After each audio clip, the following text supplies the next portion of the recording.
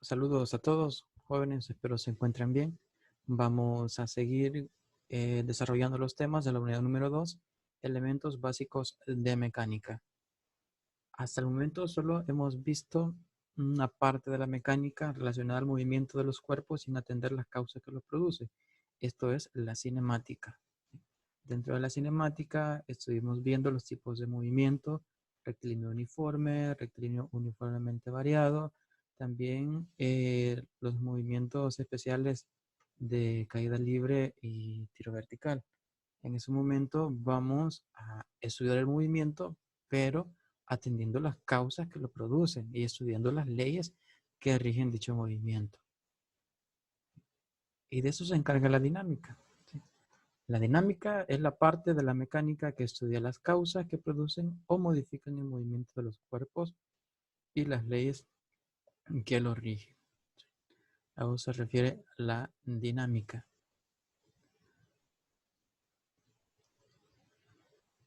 Primero vamos a comenzar definiendo fuerza. Y una fuerza es una magnitud vectorial que modifica el estado de reposo o de movimiento de un cuerpo, traduciendo también deformaciones. Es decir, lo que provoca que un cuerpo que está en reposo se mueva o que existe un movimiento que se detenga es una fuerza. Y si el cuerpo no se mueve, entonces este puede deformarlo. Entonces, a esa acción nosotros le llamamos fuerza. Ahora, dichas fuerzas tienen o se caracterizan por ser una magnitud vectorial. Y una magnitud vectorial tiene los siguientes elementos. Primero, un módulo o intensidad. Aquí nos estamos refiriendo a los vectores, en realidad. Una fuerza es un vector. Entonces, los vectores, en este caso la fuerza también tiene un módulo o una intensidad. Esto es el valor numérico, ¿sí?, de la magnitud. En este caso, la unidad de la fuerza es el newton. Y nos referimos al módulo entonces al valor en newton de dicha fuerza. ¿Sí? Bien, aquí podemos observar fuerzas en el bíceps, ¿sí?, a lo largo de también los huesos, ¿verdad?, que está conectado al bíceps. ¿Sí? Okay, entonces, esto se refiere a una fuerza muscular y esas fuerzas son representadas por medio de flechas. ¿Sí? Estas flechas son vectores, en este caso, fuerzas. Ok, bueno, también una fuerza o un vector tiene dirección. ¿Hacia dónde está aplicada la fuerza? Por ejemplo, la fuerza que está ejerciendo este bíceps, la fuerza muscular, está a 15 grados. ¿Sí? Aquí tenemos, ¿verdad?, a 15 grados con respecto a la horizontal. Es horizontal que tenemos acá. Entonces, esa es la dirección de la fuerza. En cambio, esta otra fuerza que tenemos acá al lado izquierdo, que se genera en el punto de unión de estos dos huesos, entonces la fuerza está a 9.4 grados con respecto a la horizontal, en este caso debajo de la horizontal.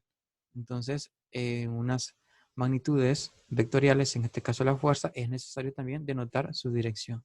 ¿Sí? Cuando hablamos de sentido, nos estamos refiriendo hacia dónde apunta la flecha. ¿Sí? En este caso, esta flecha que representa la fuerza muscular está a 15 grados hacia el norte del oeste o hacia el noroeste. Entonces, ese es sentido. En realidad, al hablar del sentido y dirección, hablamos de la misma cosa, porque pueden ser representados de la misma manera. Ahora, ahí también tiene un punto de aplicación. ¿Sí? ¿En qué punto se está aplicando dicha fuerza? Entonces, estos son los elementos o las características de una fuerza como una magnitud vectorial. Ahora, la representación gráfica de una fuerza pues tiene que ver con los vectores. Es representado por medio de un vector. Y un vector es un segmento de recta dirigido, el cual tiene una longitud, que es la longitud, es la magnitud o el valor numérico, ¿sí?, de la fuerza, Tiene dirección, tiene sentido y tiene punto de aplicación. En forma de simbología, pues una fuerza sí tendrá la misma representación gráfica de un vector con una letra en negrita. Es decir, una F en negrita significa un vector fuerza o con una flechita arriba. Esta flecha que tenemos acá. Ahora, en cuanto a la instrumentación, pues nosotros acá decimos que el instrumento para medir fuerza se le llama dinamómetro o báscula de resorte, que es lo que dice este segundo párrafo de abajo. Un método dice de medir en forma cuantitativa el módulo o intensidad de una fuerza es utilizando un aparato conocido con el nombre de dinamómetro o báscula de resorte. ¿Sí?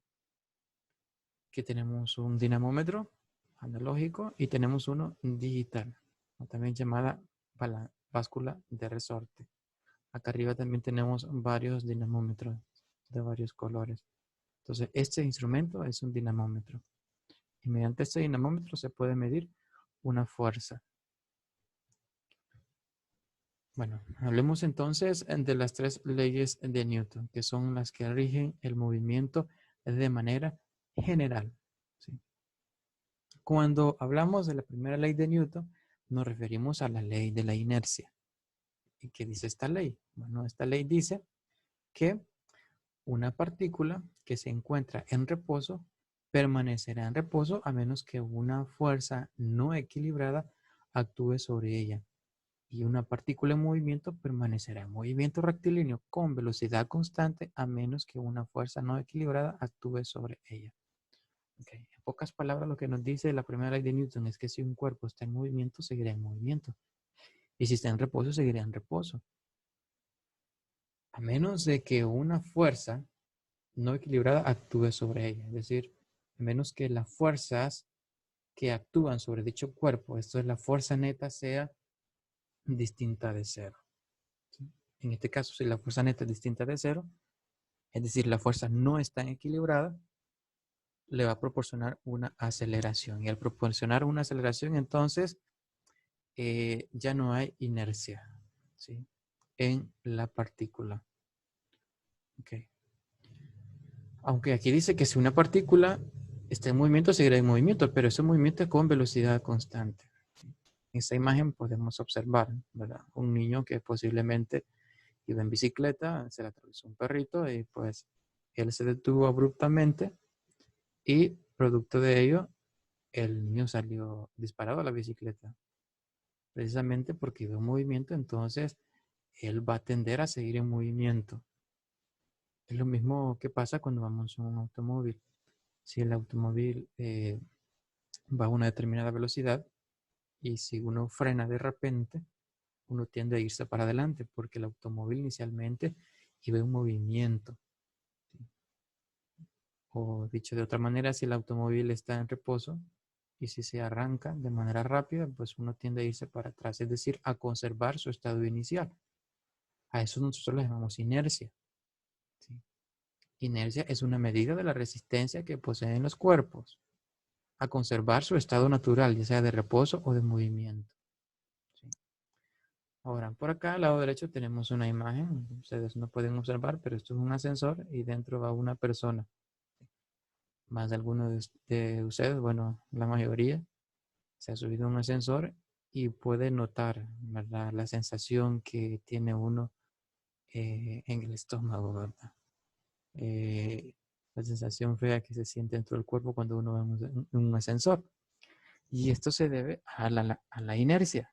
Aquellos órganos que no están bien sujetos o bien fijos dentro del cuerpo tienden a moverse, ¿sí?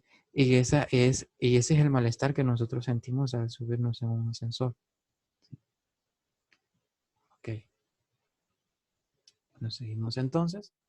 Vamos con la segunda ley de Newton. La segunda ley de Newton es producto de la primera, pero cuando hay una fuerza desequilibrada, es decir, una fuerza neta distinta de cero. Si nosotros agarramos un cuerpo con las dos manos y aplicamos una fuerza en sentido contrario, la misma fuerza, pues el objeto no se va a mover porque las dos fuerzas están equilibradas. ¿Sí? Ahora, si una mano ejerce más fuerza que la otra, entonces este se va a empezar a mover. Y entonces ahí decimos que las fuerzas no están equilibradas. Y se va a producir una aceleración. De eso habla la segunda ley de Newton, o también llamada ley de la fuerza, la cual dice que siempre que una fuerza desequilibrada, es decir, una resultante, actúe sobre una partícula, le producirá una aceleración en su misma dirección y sentido, siendo el módulo de esta aceleración directamente proporcional al módulo de dicha fuerza e inversamente proporcional a la masa de la partícula. Ok. ¿Qué significa? Bueno, que si sobre un cuerpo, ¿sí? Se acciona una fuerza, dicha fuerza le va a proporcionar una aceleración. Y la aceleración que tenga el cuerpo va a ser directamente proporcional a la fuerza. Significa que a mayor aceleración, mayor fuerza, a menor aceleración, menor fuerza. ¿Sí? Entonces tenemos la expresión acá de la segunda ley de Newton. La fuerza es igual a masa por aceleración, donde F es la fuerza medida en unidades de Newton, M es la masa medida en unidades de kilogramos y A es la aceleración, y esto es en metros sobre segundo al cuadrado. ¿Sí?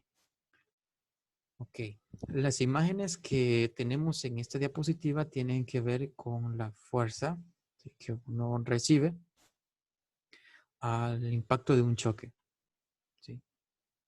Es decir, si nosotros vamos en un automóvil y chocamos, llevamos cierta aceleración. La aceleración va a ser proporcional a la fuerza. ¿Sí? Significa que mientras mayor sea la aceleración o desaceleración, mayor será la fuerza que se va a producir. ¿Sí? Okay.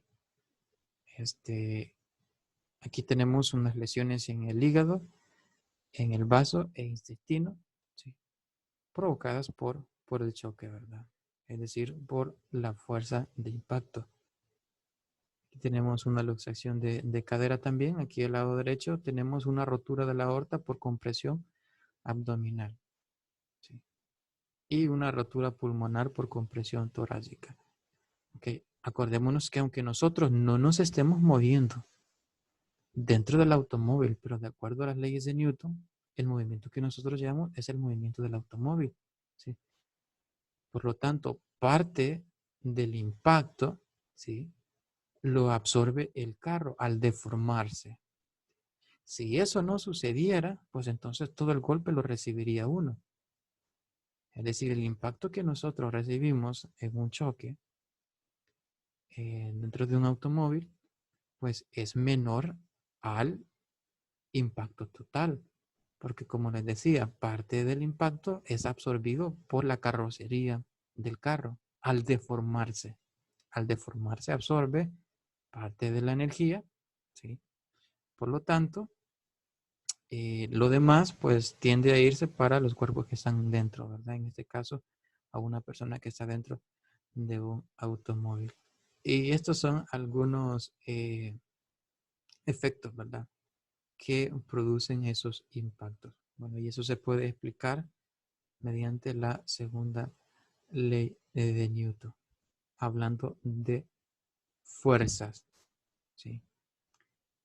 Acordémonos que sobre nuestros huesos, sobre nuestros órganos, se van a producir fuerzas, y si esas fuerzas son mayores a lo que el cuerpo puede soportar, pues entonces habrán lesiones severas, tales como las que estamos observando en las imágenes. ¿Ok? Dentro de la segunda ley de Newton, nosotros podemos definir los conceptos de masa y peso, ¿sí? Hay que distinguir mayormente, y esto se sigue manejando con bastante eh,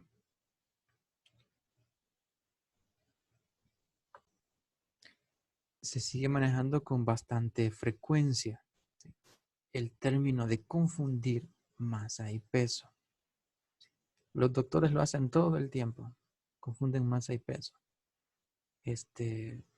Aparentemente reciben física médica o biofísica, deberían saber distinguir entre las dos cosas, pero como que ellos prefieren ser tradicionales, ¿verdad? Y como se le llama peso, así hay que llamarle peso, ¿verdad? Bueno, la masa es una propiedad intrínseca o propia de la materia. ¿Sí?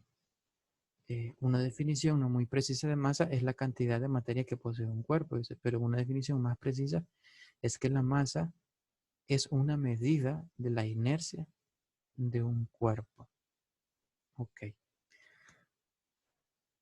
El término masa se define con base a la primera ley de Newton, a la inercia. ¿Sí? Y cuando hablamos de inercia, en realidad la palabra inercia proviene de un vocablo que significa ocio, ¿sí? Como pereza, es decir, los cuerpos tienden a estar en el mismo lugar, ¿sí? O sea, sin moverse, a menos de que una fuerza actúe sobre ellos. Ahora, si nosotros comparamos una pelota de tenis con una bola de boliche, pues nosotros vamos a notar que la bola de boliche ofrece una mayor resistencia a su movimiento, por lo tanto contiene una mayor inercia, ¿sí? Va a tender a estar más en el mismo lugar que la pelota de tenis. Una pelota de tenis se puede mover con demasiada facilidad, ¿sí? Entonces tiene menos inercia. Entonces nos referimos a la inercia como una propiedad intrínseca de la materia, es decir, una medida de la inercia de los cuerpos. Ahora, cuando hablamos de peso, nos estamos refiriendo a una medida de la fuerza gravitatoria que actúa sobre un objeto, ¿sí? Es decir, cuando estamos hablando de peso, nos estamos refiriendo a el efecto gravitatorio sobre un cuerpo que contiene masa. Y dado que el peso es una fuerza, se mide en unidades de Newton, ¿sí? Y dicho peso se calcula como la masa por la gravedad, ¿sí? Entonces, en la imagen podemos observar un ejemplo, ¿sí? Aquí tenemos eh, dos lugares, digamos que uno es la Tierra y uno es la Luna. En ambos lugares la masa del cuerpo es el mismo. Lo que va a cambiar es el peso. El peso en la Tierra para una masa de 6 kilogramos es 60 newton. En la Luna, digamos que ese peso es 10 newton aproximadamente. Entonces el peso va a cambiar dependiendo del lugar donde se encuentren, dependiendo del campo gravitatorio, ¿sí? En cambio, la masa es constante. Ahora, volvemos al problema del médico, que cuando dice tómenle el peso al paciente, ellos dicen libras. ¿Cuánto pesa? Tantas libras, tantos kilogramos. Pero no estamos refiriendo al concepto de masa corporal. No estamos refiriendo al peso. El peso se mide en newton, ¿sí? En newton. Y si quiere utilizar el sistema inglés para denotar el peso, entonces debería decir, mide tantas libras fuerza. Porque en el sistema inglés el peso se mide en unidades de libra fuerza. O también se puede utilizar el kilogramo fuerza. Pero solo decir kilogramo o solo decir libra, ahí nos estamos refiriendo a masa y no a peso, ¿sí? Por la cuestión de las unidades. Bueno, pasamos entonces a la tercera ley de Newton, la cual dice, si un cuerpo A ejerce una fuerza sobre un cuerpo B, esto es fuerza de A sobre B, entonces este ejercerá sobre A una fuerza que será del mismo módulo, pero de sentido opuesto. Esto es menos F de B sobre A. O sea que, bueno, aquí tenemos la expresión para la tercera ley de Newton. Nos dice que la fuerza que un cuerpo A ejerce sobre un cuerpo B es igual a menos la fuerza que el cuerpo B ejerce sobre el cuerpo A, ¿sí? Ahora, si una de las fuerzas que intervienen en la interacción entre dos cuerpos se llama fuerza de acción, la otra entonces se llamará fuerza de reacción. Cualquiera de las dos fuerzas se puede considerar como la acción y la otra como la reacción. Bueno, entonces tenemos acá algunos ejemplos, ¿verdad? Eh, Fíjense que acá en este ejemplo es un poco exagerado, pero en realidad esto es cierto, ¿sí? Si se deja caer una esfera desde una altura, en este caso es la torre de Pisa, ¿verdad? La acción es que la Tierra tira de la esfera, ¿sí? Es decir, la Tierra ejerce una fuerza sobre la esfera, haciendo que ésta caiga. Pero al mismo tiempo, la esfera también gira de la Tierra, ¿sí? No más que esa fuerza es prácticamente bien pequeña y es hasta cierto punto también despreciable, ¿verdad? No ejerce mucha influencia, ¿verdad? Una esfera sobre la Tierra, más bien es la Tierra sobre la esfera, pero siempre se cumple, ¿sí? Y tenemos otro ejemplo. La acción dice, el hombre tira del resorte, el resorte también tira del hombre, ¿sí? Y aquí hay varios ejemplos. Cuando nosotros estamos apoyados sobre una pared, nosotros estamos realizando una fuerza sobre la pared, pero la pared también ejerce una fuerza sobre nosotros. Esa fuerza es de la misma magnitud, pero en sentido contrario. Por eso lleva acá el signo menos. Ahora, estas fuerzas no actúan sobre el mismo cuerpo, sino que actúan sobre cuerpos distintos. Bueno, vamos a pasar entonces a lo que son las fuerzas G, hablando todavía de este tema de fuerzas. Dice que estas fuerzas son las que soporta el cuerpo de una persona originadas por los cambios de velocidad súbitas y se dan en términos de múltiplos de G, aceleración debido a la gravedad. Ahora, estas aceleraciones o desaceleraciones, ¿sí?, pueden ir en varias direcciones, ya sea de los pies a la cabeza o de la cabeza a los pies. Puede ser de manera también circular, en este caso, y también puede ser de manera perpendicular. Para este caso vamos a colocar solo el caso, valga la redundancia, de eh, las cabezas a los pies. ¿Qué significa? Bueno, que se va a tener una aceleración, ¿sí?, que tiene su origen en la cabeza y se dirige hacia los pies. Esto sería como cuando vamos subiendo un ascensor, ¿sí? Y si ese ascensor fuera eh, o cambiara con una velocidad en la cual la aceleración es bastante grande, ¿qué es lo que pasaría? ¿Sí? Repito, estamos dentro de un ascensor y el ascensor sube demasiado rápido. ¿Qué es lo que va a pasar? Bueno, que en realidad todos nuestros órganos, nuestros fluidos, ¿sí?, van a tender a irse para abajo, ¿sí? Entonces, ¿qué es lo que va a pasar? Bueno, para 3 veces la gravedad a 4 veces la gravedad, dice que se tiene dificultad para utilizar los músculos, ¿sí? Es decir, acuérdense que la aceleración de la gravedad es 9.8 metros sobre segundo cuadrado. Entonces, si se tiene 3 veces ese valor o 4 veces ese valor, es decir, si el ascensor va subiendo 3 veces el valor de la aceleración de la gravedad a 4 veces, se tiene dificultad para utilizar los músculos.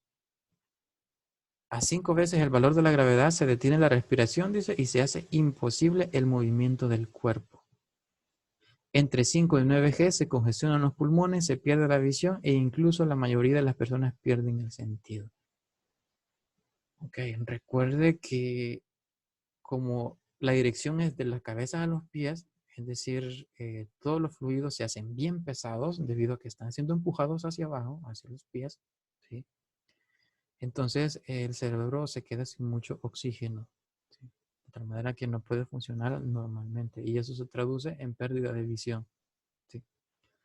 Bueno, entonces estos son algunos efectos que producen las fuerzas G, ¿verdad?, en los sistemas biológicos. Primero es un aumento de peso, ¿sí? Si nosotros colocamos una báscula dentro de este ascensor y vamos encima de la báscula y este ascensor va para arriba, ¿sí?, y va con una aceleración que es mayor al de la gravedad, ya sea 3, 4, 5 o hasta 9 veces, lo que vamos a observar en la báscula es que nuestro peso va a aumentar. Nuestro peso ya no va a ser el mismo, sino que va a ser aún mayor, ¿sí?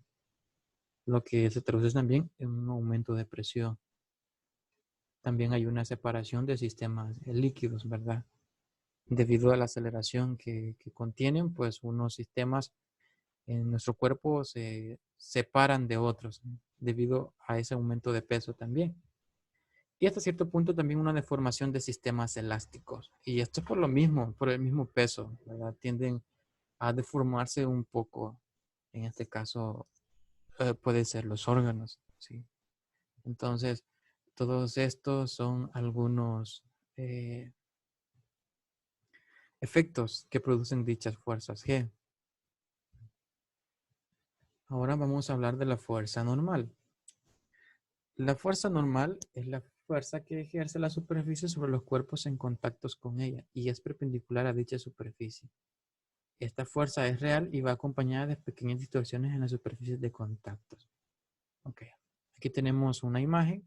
¿Sí? Este cuerpo está sobre una superficie, entonces aquí van a haber dos fuerzas. Primero, la fuerza que el cuerpo ejerce sobre la superficie se llama peso, pero al mismo tiempo la superficie va a estar ejerciendo una fuerza sobre el cuerpo. Eso es la fuerza normal. ¿Sí? Es lo que dice acá el texto. Dice que en este caso la fuerza que actúa sobre la superficie coincide con todo el peso de la caja. Por tanto, el módulo y dirección de la fuerza normal y el peso son iguales, pero su dirección es opuesta. Aquí al lado derecho tenemos la fuerza normal, pero en este caso para un cuerpo que está en un plano inclinado. Ya no está sobre una superficie horizontal, sino sobre una superficie inclinada. Aquí vamos a tener lo siguiente. En la primera imagen el peso iba hacia abajo. Acá también va hacia abajo, pero este peso va a tener dos componentes, una componente en X y una componente en Y. Entonces acá la normal no va a ser igual al peso, sino que va a ser igual a la componente en Y del peso. ¿Sí? Eso es lo que nos dice este diagrama. Más adelante veremos diagramas de cuerpos libres y uso de vectores para que podamos entender mejor este tema. Bueno, luego llegamos a las fuerzas de fricción. Las fuerzas de fricción, ¿sí?, o de rozamiento aparecen siempre que un objeto se desliza sobre otro. En general, la fuerza de fricción actúa oponiéndose al movimiento y paralela a la superficie en contacto. Es decir, siempre que hayan dos cuerpos en contacto y estos se están deslizando uno sobre otro, pues habrá fuerzas de fricción. Es lo que tenemos acá. Fíjense, este cuerpo que está acá, de masa 1, se está deslizando hacia la derecha en dirección de esta fuerza F.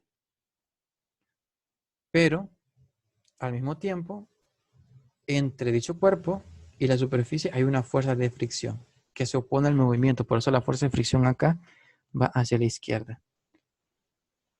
Entonces, esa fuerza de fricción se debe a las irregularidades de la superficie, es decir, a que estas no son completamente lisas, sino que tienen rugosidades. ¿Sí? Y mientras más rugosidades haya, pues mayor será la fricción entre ellas.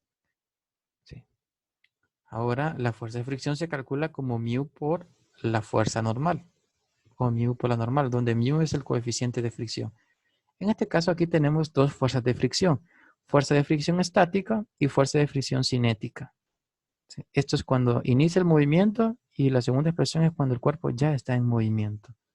A eso se refieren, por eso habrá dos coeficientes de fricción, μ sub s, que es coeficiente de fricción estático, y μ sub k, coeficiente de fricción cinético.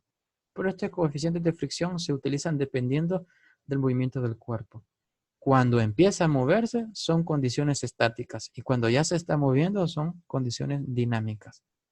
Y estas son las expresiones que se utilizan para poder calcular dichas fuerzas de fricción. Ahora, una aplicación de eso en nuestro cuerpo, pues lo tenemos acá. ¿Sí? Aquí tenemos el hueso, aquí tenemos cartílago articular, ¿sí? Tenemos la membrana sinovial, la cápsula articular y la cavidad articular, el que contiene el líquido sinovial. ¿Sí? Ahora, debido al movimiento que hay entre las articulaciones de los huesos y estos con los músculos, se genera fricción debido al roce entre ellos. ¿Sí? Estos, eh, estas partes se están deslizando unas por medio de otras, ya sea cuando el músculo se contrae o se estira, ¿sí? O se mueven nuestros huesos para ciertas direcciones, ya sea flexionamos la pierna o la estiramos, levantamos nuestros brazos. Entonces ahí como que están rozando los huesos, es decir, la superficie. Entonces va a haber fricción. Pero esa fricción no se siente debido al líquido sinovial que contenemos nosotros, ¿sí? En la cavidad articular, ¿sí? En la cavidad articular hay líquido sinovial. Y ese líquido entonces hace que la fricción disminuya. ¿Sí? Ok, entonces esto es una aplicación de las fuerzas de fricción. Ahora vamos a tener fuerzas de tensión y compresión. ¿Sí? Hablando, ¿verdad?, de que los músculos se tensan o se contraen. Bueno, se llaman fuerzas de tensión a las fuerzas que al ser aplicadas sobre un cuerpo lo pueden deformar produciéndole un aumento de longitud. Y las fuerzas de compresión a las fuerzas que al ser aplicadas a un cuerpo pueden deformar produciéndole una disminución de longitud. ¿Sí? Entonces hay que tener en cuenta esto. Las fuerzas de tensión aumentan la longitud del cuerpo y las fuerzas de compresión disminuyen la longitud del cuerpo. Bueno, luego tenemos un caso aquí de una cuerda flexible. ¿A qué nos referimos con esta cuerda flexible? Bueno, una cuerda flexible, tal como una cinta, un cordel o un tendón, que nos estamos refiriendo a una parte del cuerpo, ¿verdad? Poseen varias propiedades especiales y esas propiedades son las de una cuerda flexible. ¿Y cuáles son las propiedades? Que pueden hallarse en estado de tensión, pero no de compresión. ¿Sí? Por ejemplo, los tendones. ¿Sí? Los tendones pueden estirarse, ¿sí?, son flexibles, pero no pueden comprimirse. ¿Sí? Cuando una vez que se deja de estirar, pues vuelve a su forma normal, dado que son elásticos, ¿verdad? Un poco elásticos. Ahora, pero, ¿qué función hace el tendón? El tendón lo que hace nada más es transmitir la fuerza. Por eso aquí dice que solo pueden transmitir fuerza en sentido longitudinal, o sea, a lo largo de ella. Si no existe rozamiento, la tensión es la misma en todos los puntos. ¿Qué significa? No sé. ¿Qué significa? No sé si ustedes alguna vez han realizado algún ejercicio el cual no están utilizando directamente el músculo del cuádriceps, sino que la fuerza la están efectuando más abajo, ¿sí?, en los músculos que va en el lado de la tibia. ¿Sí? Ahora, nosotros trabajamos los músculos de la tibia, pero al mismo tiempo los músculos del cuádriceps. ¿Por qué? Porque esa fuerza se está transmitiendo por medio del concepto de cuerda flexible, es decir, por medio de los tendones. Los tendones lo único que hacen es distribuir la fuerza. ¿Sí? La fuerza que se genera en los músculos de la tibia se transmiten por este tendón, ¿sí?, tendón rotuliano que se llama, ¿sí?, pasa al otro tendón del cuádriceps y entonces la fuerza llega también al músculo del cuádriceps. ¿Sí? Entonces, los tendones hacen de cuerda flexible, es decir, lo único que hacen es transmitir la fuerza, ¿sí?, como llevarla de un lugar a otro. ¿Sí? Y esa es la función que hace el tendón desde el punto de vista físico. Ok. Continuamos y terminamos con la definición del centro de gravedad, que también lo vamos a necesitar en futuros estudios. Y llamamos el centro de gravedad de un cuerpo como en el punto en el que se considera concentrado todo su peso. ¿Sí? En nuestro caso, nuestro centro de gravedad se encuentra en la segunda vértebra sacro de nuestra columna vertebral. ¿Sí? Ahí se encuentra concentrado todo nuestro peso. ¿Sí? Es esta primera imagen que tenemos aquí a la izquierda, ahí está, ¿verdad? Y la línea de acción es aproximadamente 3 centímetros después del tobillo. Ahora, si nosotros nos estiramos, podemos cambiar nuestro centro de gravedad. Al levantar las manos, pues lo que hacemos es estirar el centro de gravedad. Y al inclinarnos hacia adelante, pues cambiamos el centro de gravedad, ya no está dentro de nuestro cuerpo, sino que afuera. Por lo tanto, esto puede producir una rotación. Pero eso lo veremos más adelante cuando veamos también equilibrio de los cuerpos. Entonces decimos que el centro de gravedad, ¿sí?, es el punto en el cual está concentrado todo el peso de un cuerpo. ¿Sí? Para este caso, en el brazo, si nosotros lo estiramos y solo consideramos el brazo, el centro de gravedad estará en medio, ¿sí?, es decir, a la altura del codo.